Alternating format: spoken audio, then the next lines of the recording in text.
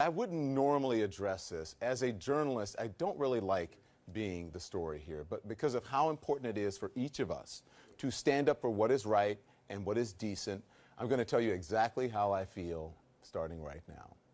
So President Trump is on vacation this week at his golf resort in New Jersey, but he's not taking any time off from Twitter and apparently from watching me on CNN, which he denies, by the way. I know this because he has tweeted a nasty, hateful swipe at me and LeBron James that we've been discussing here. You probably read about it or saw it somewhere. I sat down with the NBA great for a primetime exclusive. That was last week after LeBron had just opened his I Promise school for 240 at-risk third and fourth graders. And during our conversation, LeBron said this. You know, we are in a position right now in America, more importantly, where this race thing is taking over.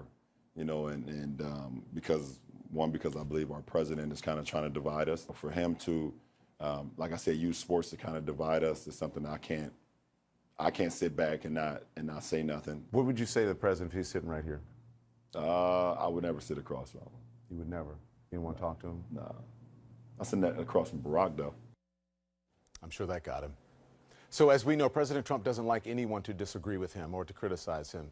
So he tweeted this late on Friday night. He said, LeBron James was just interviewed by the dumbest man on television, Don Lemon. He made LeBron look smart, which isn't easy to do. I like Mike. Well, unlike this president who lashes out wildly at anyone who criticizes him, I have pretty thick skin. And LeBron James, in addition to being a brilliant black man, a superstar in his sport and a hero to his community, is taking the high road, which is exactly where he belongs. So since he spews so many insults so often, the president has called a lot of people stupid. Some of those people are white. But I would just like to note that referring to African Americans as dumb, remember this is America, referring to African Americans as dumb is one of the oldest canards of America's racist past and present, that black people are of inferior intelligence. And pretty much anyone and everyone in this country reacted. Here's what Dan Rather tweeted. He said, I'd much rather live in a world reflecting the values, philanthropy, and yes, intelligence of LeBron James and Don Lemon's intelligent commitment to truth and journalism than the divisive, peevish lies and narrow self-interest displayed by the President of the United States. This tweet from, thank you, Mr. Rather, by the way. This tweet is from Barbara Streisand. Why isn't Trump more concerned with the wildfires wreaking havoc across the country or the many critical decisions facing the President of the United States instead of insulting LeBron James on Twitter? Why is he constantly projecting onto others what he knows about himself? Ohio Governor John Kasich, a Republican who is no fan of the president, writing, rather than criticizing at King James, we should be celebrating him for his charity work and efforts to help kids. By the way, all around, he's better than Michael Jordan. That's a fact. Well, even Michael Jordan's weighing in, congratulating LeBron for the work he is doing for his local community. But maybe CNN commentator Keith Boykin, listen to this, summed it up the best with this tweet. In Trump's world, Obama, Kenyan, LeBron James, dumb, Don Lemon, dumb, Maxine Waters, low IQ, black countries, shitholes, black athletes, SOBs, black tenants, unwelcome, black workers, lazy, Central Park 5, guilty, Mexicans, rapists, Muslims, terrorists, Indians, fake, Nazis, wait for it, very fine people. Notice the pattern? This president constantly denigrates people of color and women, too. Congressman Maxine Waters, his new favorite target. Maxine Waters, a very low IQ individual. Maxine Waters? A low IQ individual. She is a low IQ individual, Maxine Waters. I said it the other day. I mean, honestly, she's somewhere in the mid-60s. Maxine Waters. Very low IQ. Low IQ. But then again, this is the same man who for years tried to deny the legitimacy of America's first black president by questioning over and over and over whether Barack Obama was born in this country. I want him to show his birth certificate. I want him to show his birth certificate. There's something on that birth certificate that he doesn't like. Oh, my God. I brought it up just routinely, and all of a sudden, a lot of facts are emerging, and I'm starting to wonder myself whether or not he was born in this country. I would like to have him show his birth certificate. And can I be honest with you? I hope he can. Because if he can't, and if he wasn't born in this country, which is a real possibility, if he doesn't, it's one of the greatest scams in the history of politics. And black athletes who kneel during the national anthem as a form of protest against racism and police brutality, well, they get this disrespect.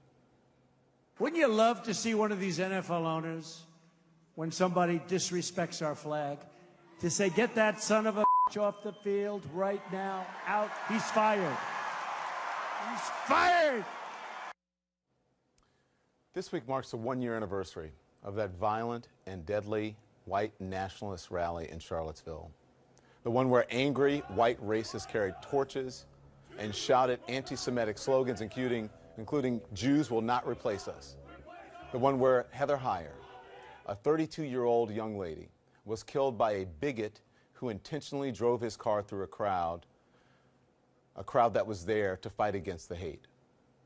But this is how this president famously characterized that. You also had people that were very fine people on both sides. You had people in that group, excuse me, I saw the same pictures as you did. The cross burnings are tiki torches. Their white hoods replaced by no hoods and khaki pants. These are the very fine people in the president's eyes. And yes, let me not mince words here. This president traffics in racism and is fueled by bullying, from keeping children at the border in cages to bullying journalists at every one of his rallies and every chance he gets. President Trump is trying to divide and conquer strategy here, and here's how it goes. He divides by race and tries to conquer decency by smearing and besmirching the truth and the people who fight to uphold it. I have wondered sometimes, you've seen Chris and I've wondered if he will succeed. If President Trump, who has his finger on he's the one who has his finger on the pulse of this country, is he revealing who we really are? Think about that. Is this who we really are? The overwhelmingly negative response, though, to his unfair and unkind attack on a good man, LeBron James, shows that America rejects what he is peddling. Most of America, anyway, not all of America. But what about the impact his policies have on those without a platform through sports like LeBron or through media like me? What about those who don't have a voice? What is his presidency doing to them?